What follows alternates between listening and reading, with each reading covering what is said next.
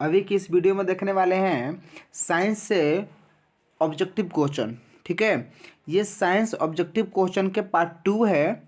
यदि आप पार्ट 1 नहीं देखे हैं तो डिस्क्रिप्शन बॉक्स में उसका लिंक दे देंगे हम, आप वहाँ से पहले पार्ट 1 देख लीजिएगा। ठीक है, पार्ट 1 में क्वेश्चन नंबर 1 से लेकर वो था 33 तक। ठीक है, और इसमें है 33 से लेकर पूरे 80 तक। ठीक है, तो पहले पार्ट 1 आप वीडियो देख लीजिएगा, उसके बाद पार्ट 2 आप देखिएगा। ठीक है, चलिए क्वेश्चन क्या है। पहला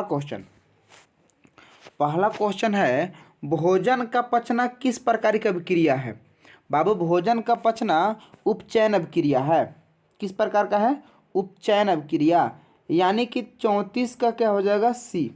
ठीक है, अगला क्वेश्चन, कौन सी गैस वैश्विक ऊष्मण के लिए उत्तरदायी है? कौन सी गैस वैश्विक ऊष्मण के लिए उत्तरदायी है? तो इसका राइट आंसर हो जाएगा CO2। कौन बाबू? CO2।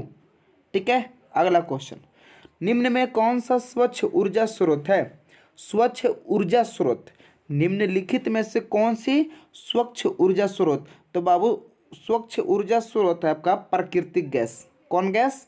प्राकृतिक गैस, यानी कि 36 का सी। ठीक है, अगला क्वेश्चन, लेड नाइट्रेट चूर्ण को एक परख नली में लेकर गर्म करने पर भूरे रंग का धुआं उत्सर्जित होता है। यह धुआं किसका होता है? ऑक्सीजन गैस का, कि नाइट्रोजन डाइऑक्साइड का, कि नाइट्रोजन गैस का, कि लेड ऑक्साइड का? ये जो गैस होता है बाबू, ये नाइट्रोजन डाइऑक्साइड का होता है। किसका? नाइट्रोजन डाइऑक्साइड का, यानी कि 37 का बी। 37 का बी राइट आंसर। अगला क्वेश्चन, निम्न में कौन अवकारक है? ठीक है, निम्न में कौन से अवकारक है बाबू? अवकारक, हाँ, निम्न में कौन से अवकारक हैं? अवकारक बताइए इसमें से। तो इसका राइट आंसर क्या हो जाएगा? अच्छा, ऑप्शन क्या है? H2CO, O2, H2S। तो बाबू अवकारक ना, अवकारक आपका H2 होगा। क्या होगा? H2। ठीक है, अगला क्वेश्चन, जठर रस का पीएच मान कितना होता है? बहुत बढ़िया क्वेश्चन। जठर रस का पीएच मान 1.2 होता है। कितना होता है? 1.2। ठीक है, अगला क्वेश्चन, पीतल किसका उदाहरण है? पीतल, पीतल धातु है कि अधातु है, कि मिश्र धातु है, कि उपधातु है? तो पीतल मिश्र धातु है। कौन धातु है? मिश्र धातु है। अगला क्वेश्चन, निम्नलिखित में किस धातु पर वायु का प्रभाव नहीं पड़ता? हवा का प्रभाव नहीं पड़ता है। किस धातु पर? तो सोडियम पर। सोडियम पर हवा का कोई प्रभाव नहीं पड़ता है। ठीक है, अगला क्वेश्चन 42 नंबर, निम्नलिखित में से पीएच का कौन सा मान क्षारक विलयन का मान देता है? निम्नलिखित में से पीएच का कौन सा मान क्षारक विलयन का मान देता है? तो इसका राइट आंसर क्या हो जाएगा? विलयन का मान निम्नलिखित में से, अच्छा, पीएच का कौन सा मान क्षारक विलयन का मान देता है? तो 13 पीएच मान क्षारक विलयन का मान देता है। ठीक है, 42 के डी हो जाएगा। 42 के डी। क्वेश्चन नंबर 43, वर्गवन तत्व वाले कहलाते हैं। वर्गवन तत्व वाले क्या कहलाते हैं बाबू? तो ये क्षार धातु कहलाते हैं। क्या कहलाते हैं? क्षार धातु। अगला क्वेश्चन, अधातु, अधातु के ऑक्साइड जल में घुलकर क्या बनता है? अधातु के ऑक्साइड जल में घुलकर अम्ल बनता है। क्या बनता है? अम्ल बनता है। अगला क्वेश्चन, बक्साइट, बक्साइट निम्नलिखित में किन धातु का अयस्क है? अयस्क है।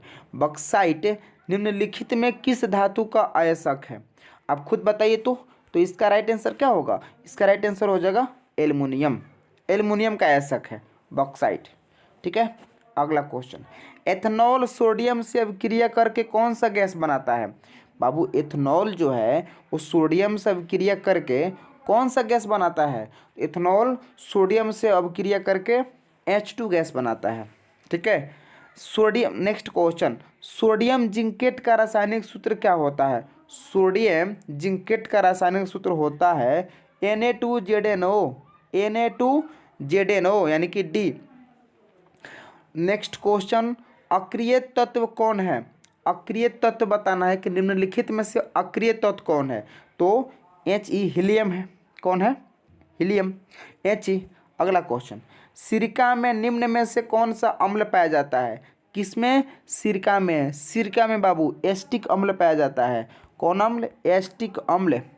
CNG का पूरा नाम क्या है? CNG के संपीड़ित प्राकृतिक गैस कहाँ है बाबू? ऑप्शन बी में, संपीड़ित प्राकृतिक गैस।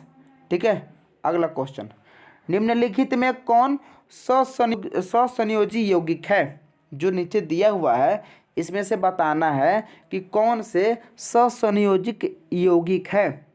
तो इसका राइट आंसर क्या हो जाएगा? CH4। CH4 जो है ना बाबू, ये ससंयोजिक यौगिक है। अगला क्वेश्चन, मानव में वृद्धि एवं चतुराई, मानव में वृद्धि एवं चतुराई का केंद्र है, यहाँ पर आपको का केंद्र है रहना चाहिए। क्या का केंद्र है? क्या है? केंद्र है। ठीक है। तो इसका राइट आंसर क्या हो जाएगा? राइट आंसर होगा सेरिब्रम। सेरिब्रम क्या होगा? सेरिब्रम। ठीक है। अगला क्वेश्चन, किशोरावस्था में होने वाले परिवर्तन को क्या कहते हैं? किशोरावस्था में होने वाले परिवर्तन के प्यूबर्टी कहते हैं। क्या कहते हैं? प्यूबर्टी, यानी कि 53 के बी। कीटों के पंख और चमगादड़ के पंख किस तरह के अंग हैं? कीटों के पंख और चमगादड़ के पंख समजात अंग है। किस प्रकार के? समजात अंग हैं। नेफ्रॉन पाया जाता है। नेफ्रॉन किस में पाया जाता है? तो वृक्क में पाया जाता है। किस में? वृक्क में पाया जाता है। ठीक है। अगला क्वेश्चन, ईस्ट का, हाँ, ईस्ट में जनन होता है। ईस्ट में किसका जनन होता है? मुकुलन का, मुकुलन द्वारा। किसमें? मुकुलन द्वारा। यानी कि इसका राइट आंसर कितना हो जाएगा? डी हो जाएगा। Right answer D. ईस्ट में जनन मुकुलन के द्वारा होता है। यूरिया का निर्माण कहाँ होता है? ठीक है। यूरिया का निर्माण कहाँ होता है? यकृत में होता है। ठीक है। कहाँ? यकृत में। निम्नलिखित में, नेक्स्ट क्वेश्चन 58 नंबर, निम्नलिखित में कौन सा घटक हमारे शरीर के लिए आवश्यक है? विटामिन, खनिज, पोषक तत्व कि इनमें से सभी? आप खुद थोड़ा सा बताइएगा कि हमारे शरीर में इसमें से कौन कौन सा जो चीज़ें हैं हमारे शरीर के लिए उपयोगी हैं। तो विटामिन जरूरी है, विटामिन जरूरी है शरीर में, खनिज भी जरूरी है, पोषक तत्व भी जरूरी है। यानी कि राइट आंसर क्या हो जाएगा बाबू? डी हो जाएगा। यानी कि 58 का राइट आंसर बाबू डी। ठीक है। अगला क्वेश्चन, ऑक्सीजन का वाहक कौन है? ऑक्सीजन का वाहक कौन है? आरबीसी है। कौन है? आरबीसी। आरबीसी यानी कि 59 के सी। नेक्स्ट क्वेश्चन, घटपर्णी का एक उदाहरण है कीटपक्षी पादप। कौन? कीटभक्षी पादप। यानी कि राइट आंसर ए हो जाएगा। अगला क्वेश्चन, तापमान, वर्षा तथा पवन पर्यावरण के कैसे कारक हैं? ये भौतिक कारक हैं। कैसे कारक हैं? भौतिक कारक हैं। कौन सी बीमारी श्वसन तंत्र से संबंधित है? कौन सी बीमारी श्वसन तंत्र से संबंधित है? तो निमोनिया। कौन? निमोनिया। निमोनिया जो है बाबू श्वसन तंत्र से संबंधित है। अगला क्वेश्चन, निम्न में कौन सा संवहक ऊतक है? निम्नलिखित में कौन सा संवहक ऊतक है? तो इसका राइट आंसर क्या हो जाएगा? इसका राइट आंसर हो जाएगा, एक मिनट थोड़ा सा पढ़ लीजिए ऑप्शन, एपिडिमिस, फ्लोएम, जाइलम। तो अब बी और सी बाबू संवहक फ्लोएम और जाइलम दोनों होता है। बी और सी दोनों हो जाएगा। बी और सी दोनों हो जाएगा। ठीक है। यानी कि 63 का डी हो जाएगा। ठीक है। जैव विविधता का विशिष्ट स्थल, जैव विविधता का विशिष्ट स्थल कहाँ है? वन में है। वन। ठीक है। अगला क्वेश्चन, पादप हार्मोन साइटोकिनिन सहायक है। पादन हार्मोन साइटोकिनिन सहायक है। साइटोकिनिन सहायक है किसके लिए? तो पररों की अग्रभाग की लंबाई में वृद्धि के लिए, कि तने के वृद्धि के लिए, पादप का प्रकाश की ओर मुड़ने के लिए, कि इनमें से सभी? तो राइट आंसर इसका हो जाएगा इनमें से सभी। ठीक है। यानी कि 65 के डी हो जाएगा। अगला क्वेश्चन, मस्तिष्क का कौन सा भाग शरीर के स्थिति तथा संतुलन को अनुरक्षण करता है?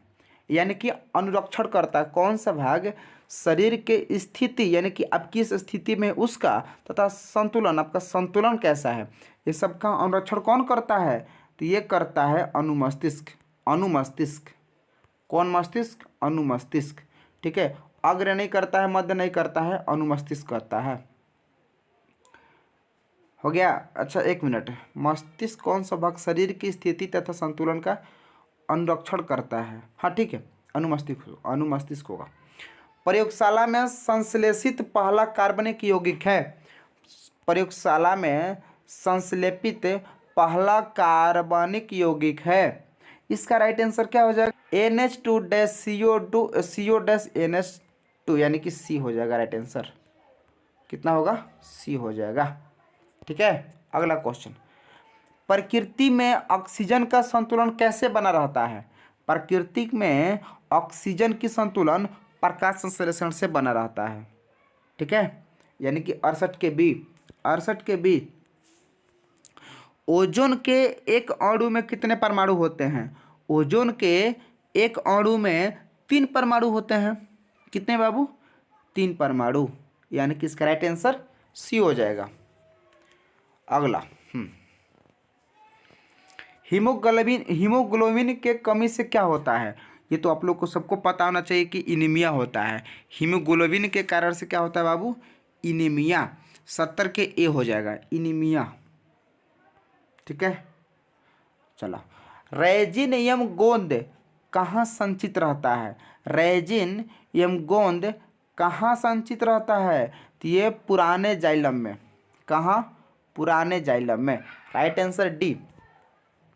अगला, निम्नलिखित में से किसे रक्त बैंक के नाम से जाना जाता है?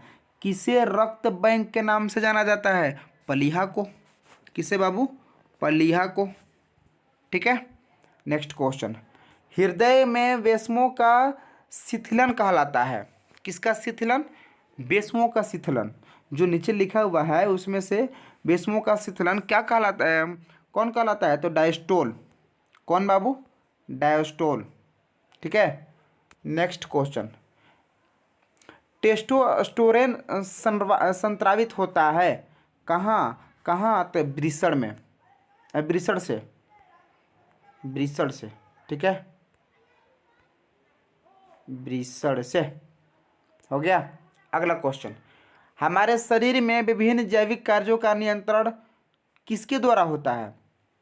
हमारे शरीर में विभिन्न जैविक कार्यों का नियंत्रण किसके द्वारा होता है? मतलब किसके द्वारा होता है?